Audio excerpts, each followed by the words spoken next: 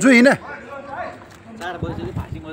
ल 4 बजिसक्यो अब चाहिँ भोकले पनि साह्रै कुतकुताउन थालिसक्यो है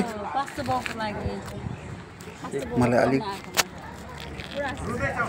ल हामी यहाँ पास्टोबाट ड्रप गरेर अब अहिले यहाँ छौँ अब सरले अलिकति डिस्क्रिप्सन दिनुहुन्छ अब साह्रै भोकले पनि है थिचोमिचो पारिसक्यो 4 पनि बजिसक्यो है भोकले पेटअप बनाइसक्यो अब हामी यहाँबाट भाग्ने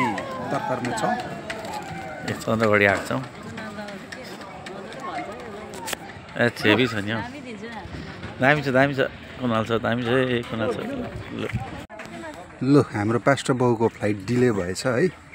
क्लासमा पास्टर बाउ पनि हामीसित यहाँ हुनुहुन्छ अब हामी लन्च गर्न लागेका छौँ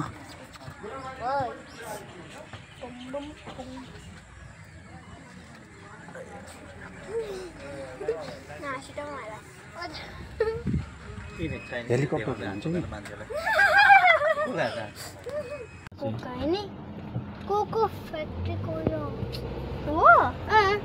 कस्तो यो ट्रक चाहिँ अलिकति साइड गरेको भए चाहिँ हामी चाहिँ जान्छौँ ट्रकको साइडबाट हिँड्नु नि हौ यसलाई ओभरटेक गरेर हजुर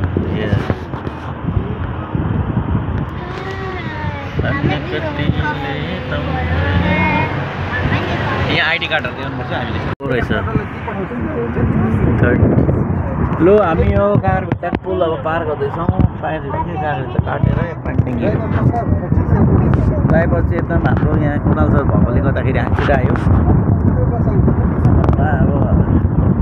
यस्तै उस्तो ड्राइभर भएको चाहिँ हुँदै बसाइ हुन्थ्यो ड्राइभर साहब के छ भन्नुपर्ने पास्टर बाउले भनेको जस्तो खै के भन्छ नभन्नु भन्दा त दिल्ली गरेर मात्रै भनेको भाडै पसाएन एयरपोर्टको भाडा साह्रै महँगो भयो त्यही त हौ एकछिन फ्लाइओभर सक्यो ल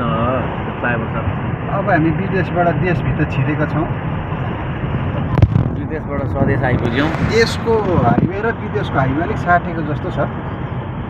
यो पो अलिक टल्केको जस्तो देख्दैछु म यहाँ दुईजना सुतिरहेछ हाम्रो छोरीहरू हेर्नु सक्नुहुन्छ